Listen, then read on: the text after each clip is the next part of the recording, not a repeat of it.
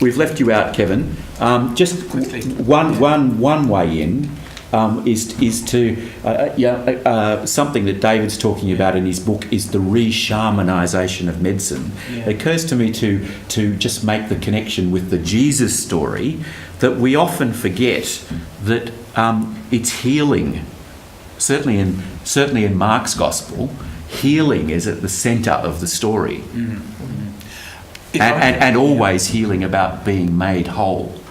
I won't develop, but just quickly, resonating with Peter too, I was diagnosed with bowel cancer this year, and I've just come out a month ago from 7 months of chemotherapy. So, it's a very relevant topic, this, and I thought a lot about in David's marvellous book that I read it a second time, about the healing and being there in Wesley Hospital since February with people beside me, all getting their chemo, about how we were all facing up in different ways to the healing and what it meant in my spiritual life.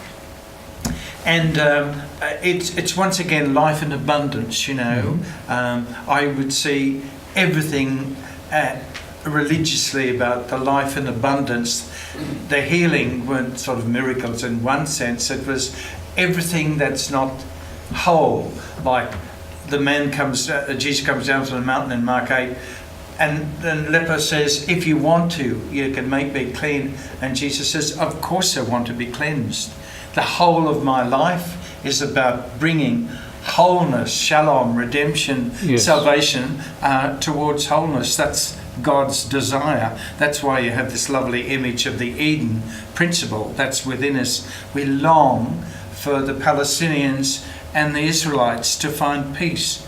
And so healing, psychological, spiritual, physical healing is all about that. And I must say, I thought about that one. And that, if I could, I know the time is there.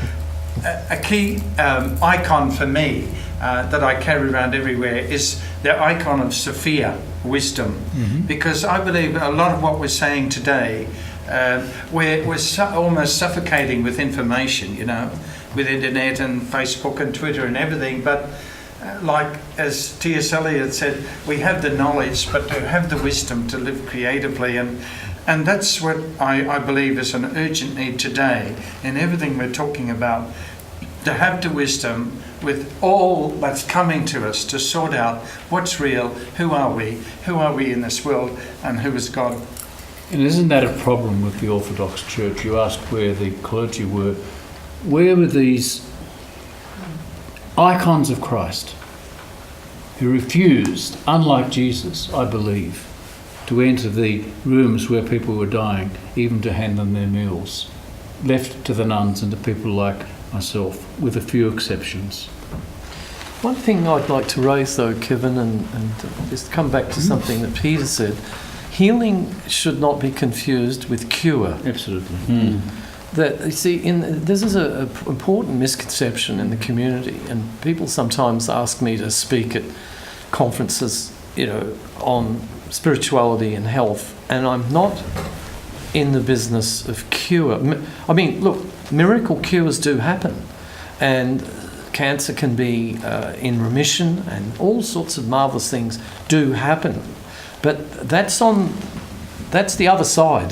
That's the other side of the veil, as it were. That's God's work. On our side of the veil, we can prepare ourselves for healing. And I think, Peter, from what you said about your work with HIV/AIDS patients, that yes, you can be healed but still die. That's right. And so this is a very important point. I go to a number of conferences where particularly New Age charlatans get up, and they actually, there's a snake oil people. They're kind of offering spirituality as a cure-all, like the medieval snake oil people. And that if you go to their church or follow their particular cult or sect or something, that you'll be cured of all your ills. Now, this is just delusional. But what we're talking about is healing as distinct from curing. And healing means embracing the wholeness, which of course relates to the word holiness, of one's condition, facing your Creator, facing your Maker, becoming as reconciled to your suffering as possible, and doing that with full heart, with a sense of fullness and not a sense of having been a failure and a wretched defeat. That is what healing is. And all I can say is, if that results in cure, good luck to you, mate. But if it doesn't result in cure, don't lose heart and don't feel that your spirituality has been unsuccessful because you have 2 weeks to live. When you've seen the light leaving the beds and the serenity in the faces of people who've been contorted with terror, that is its own reward. It's almost an experience of one's own redemption vicariously.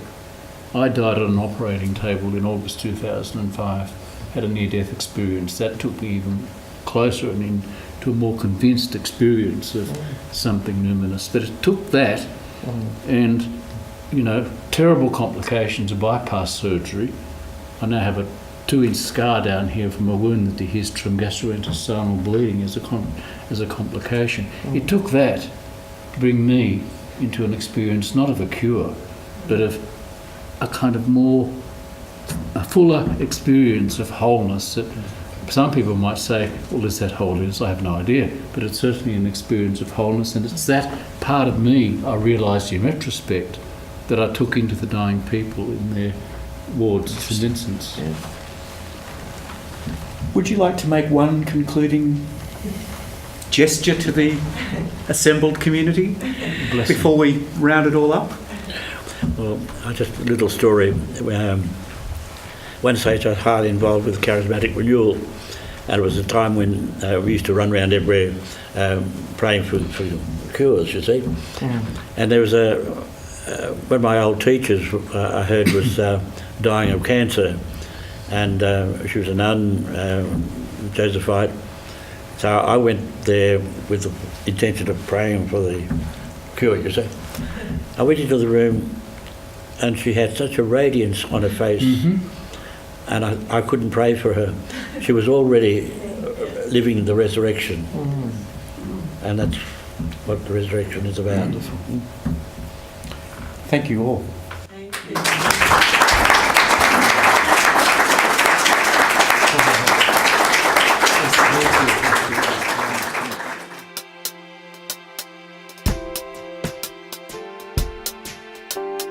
Breath of Creator, essence of stardust, Lord of eternity,